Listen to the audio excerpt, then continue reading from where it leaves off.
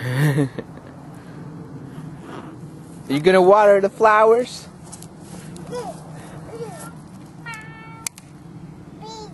Baby? Mama?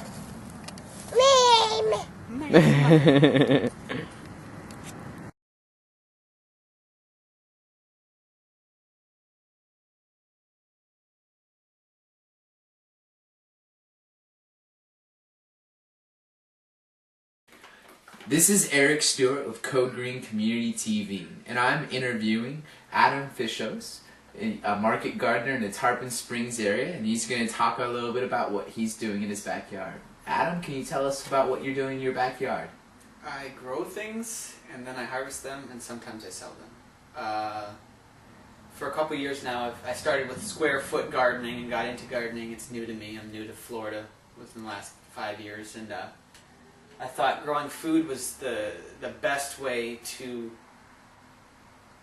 lessen my dependence on things that I didn't like, you know, the big businesses and the big corporations. I didn't want to have to fight them or raise social awareness or anything like that. Mm-hmm. I just thought if I don't need them, I'm not supporting them. Mm-hmm. So the less money I give to the big box stores, mm-hmm. the less I'm saying yes to their policies. So the more I can provide for myself and my family and my community, the less I support things that I dislike. Mm-hmm. And what would you think about food security? What do you think about when you hear that word? Well, we talked about it earlier, and I said that nothing is secure, and I firmly believe that nothing is secure. We can only adapt to situations as they arise, like food can be grown, and our current agricultural system grows about, I think 8 primary foods, and it grows those everywhere, and it just has this one policy to like clear cut everything and plant this monocrop and tend it with, you know, and nature works on a diversity. So they have native people supposedly had about 150 different food crops or vegetables and fruits and seeds that they interacted with. And so if one of them fell, if 3 of them fell, if 7 of them fell to disease, the chestnut blight lost all the chestnuts in North America. Big deal. You know, they can go eat chaya, they can go eat something that we have but never heard of, or acorns. I've got a white oak in my backyard. I could eat pounds of acorn meal, and I have a couple up there that I saved to try, but because they're not natural to me. So to you think that food security is getting away from monocultures and having a variety and diversity of food? I think it's definitely identifying that you're food insecure. That first, it's like we were talking earlier about admitting your problems, and our problem is that we depend on so many other people, which is fun in some ways, and it's not good in ways that you could die from.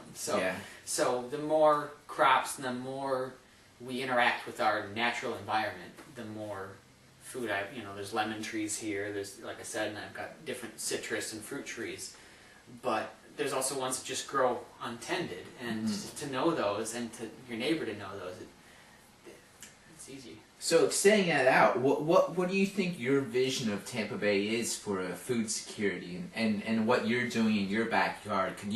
Do you think that people in the Tampa Bay area could start learning what you're doing and doing it in their yard? Sure. I think that if I can do it, anybody can do it. You know? Yeah. It's important that, not just important, I think it's fun and empowering to grow food, and it's fun and empowering, and there's just so many different tastes and varieties that we can experiment with. I mean, you can do it from that fear and wanting to build a sense of security around you, or you can do it for just, hey, let's see what I can grow, let's see what I can do. It's just a living experiment. Yeah. So. Now, what do you think you sell the most of? What's the most popular vegetable that you sell? The kale. Kale is a big one. I think a lot of the health food people have caught on to kale. And there's several different varieties, and it grows really well here, and takes some heat, but a lot of the cold. So kale always goes really well. Now, you've been to a lot of Code Green community meetings. and you've experienced and gotten to know a lot of people in Code Green community. What do you think is the most important thing as a community that we can think about doing together? That's a good question. Just sharing ideas, finding the problems are easy. Everyone seems to know what the problems are. You can Google the problems and find millions of them. So those aren't the problem. The solution is pretty simple when you get realistic about what do we need. Well, we need clean air, we need clean water, we need food. You know, we need a reasonable amount of shelter. And sharing, I think, is the biggest thing. Is there's so much. I mean, just in there's homes all around us, and there's food, and everybody has their own fridge, and their own. You know what I mean? So sharing everything as much as possible would be a benefit to all of us. Yeah. So. And do you have any other final thoughts or ideas?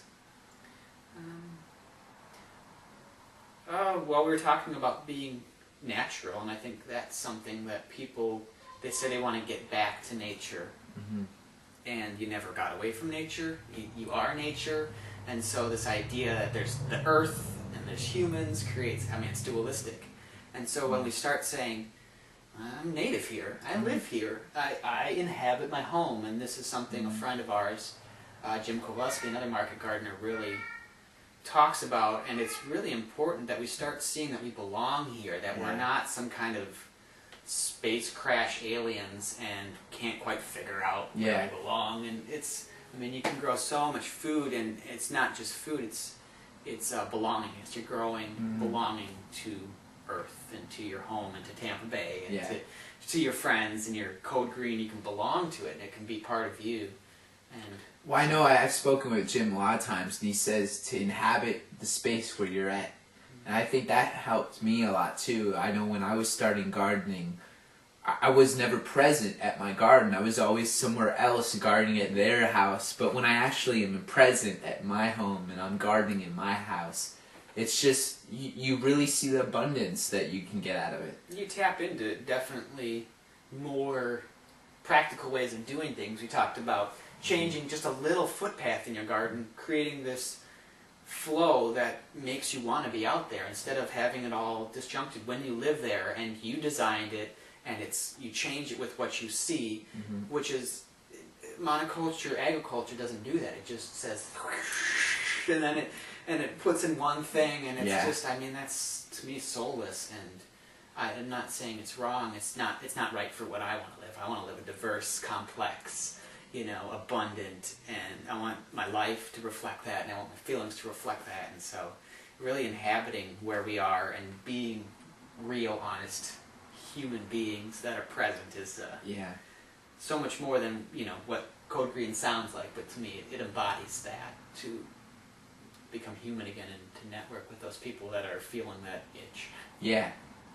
Well, I think that's who we end up drawing a lot of people, are people that are really opening their minds to thinking about new ways of thinking and understanding that, the way that we're living is maybe not the best way, and that there have been other ways throughout human history that we've lived. And I think that Toby Hemingway, who wrote Gaia's Garden, which is a really popular book among a lot of members in Code Green community, and he writes that we used to live more of a horticultural lifestyle where we would tend